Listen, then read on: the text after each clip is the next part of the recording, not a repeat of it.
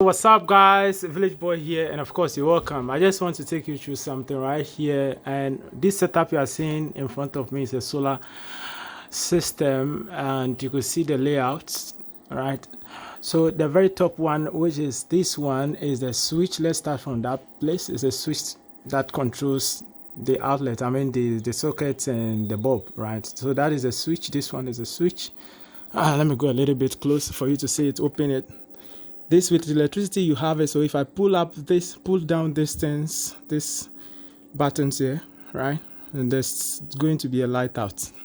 As you always know, I mean, it's one of the commonest way to let you know or let you understand the impact whenever I attach this or bring this things down, right?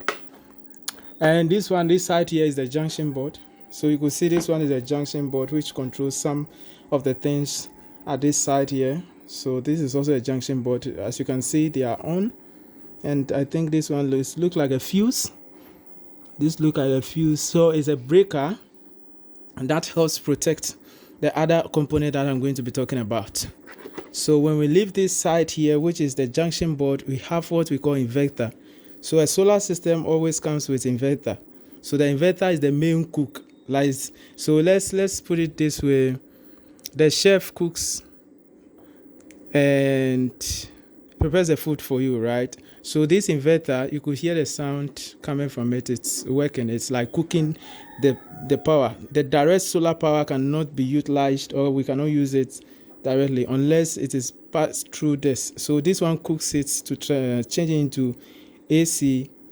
That is from direct current to AC. So this works like that. And when we come under it, we have a couple of outlets, ports that you can see right here.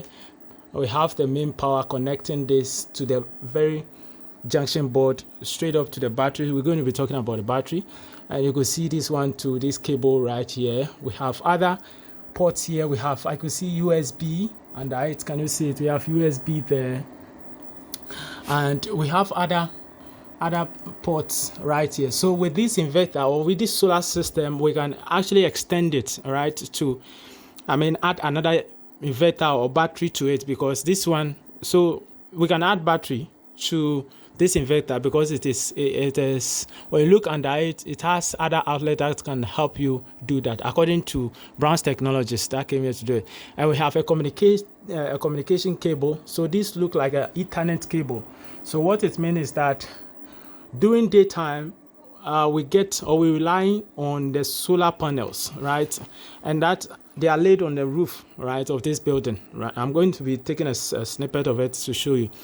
So we rely on that, and during night, we rely on the battery, the lithium battery, right? And this is a top tier brand that we're using here. It costs around, the setup costs around 50,000 or something like that, yes.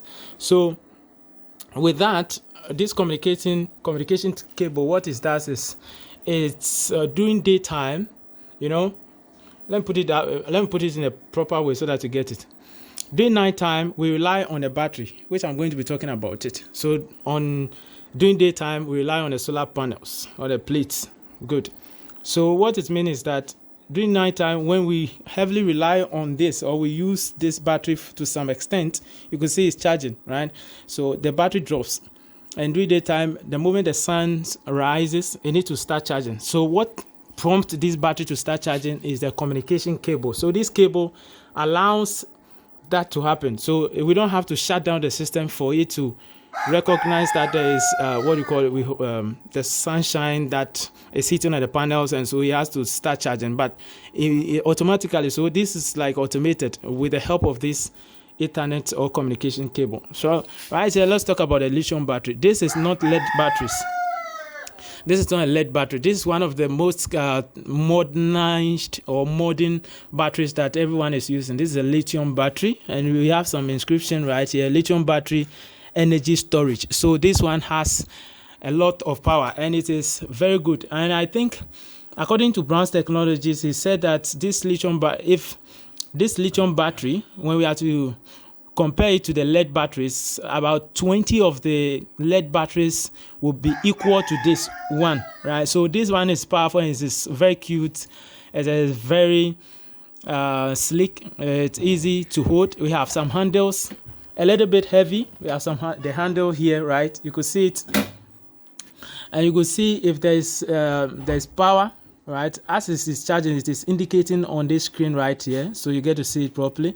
And if there's faults, you see it right here. It is written here, but mostly we don't experience any fault. Okay, so this is the lithium battery itself. We have other cables connecting to this side, moving straight to the junction board, to the switch, and to the inverter right in front of me here. So let's get a look at the communication cable. At this very side, you could see some of the outlets here. We have the on, we have off, the button right here, we have the battery out, we have the battery in. I think yes, so we can extend it. We have the RS. Okay, this is a light indicator, a signal, something like that. We have USB right here, and we have this one is RS485/CAN inverter, right? So it communicates with the inverter to tell it that, okay, there's a drop in the battery, so why don't you start charging to keep up with the with the energy that is coming through. So basically this is how the setup is, and it's so good. I won't lie to you, we've since about 3 months and still counting. More than that, we're still having power 24/7 without any faults, and it is very powerful. It charges so fast. We are able to charge the laptops, phones, and we connected we plugged in the Starlink 24/7. So actually that one too, it is power 24/7. We don't off it because that's the internet we rely on. Okay, so basically that is that. And we have Brown's Technology did a very great job by putting up earth. Earth is at the back of the house, so this cable passing through this, you could see it under the roof. It goes to the bottom, behind the house, and there's earth there. So if there's any strike of thunderstorm, nothing will happen to this setup, right? So let's go out and let me show you what we got on the roof so that you get to see the complete setup. I hope you are enjoying this video. Okay, so now we are outside. I just want to show you the panels on the roof. So we got a couple of them right here. All right, so as you can see, these are the panels or the plates. This is a top tier brand.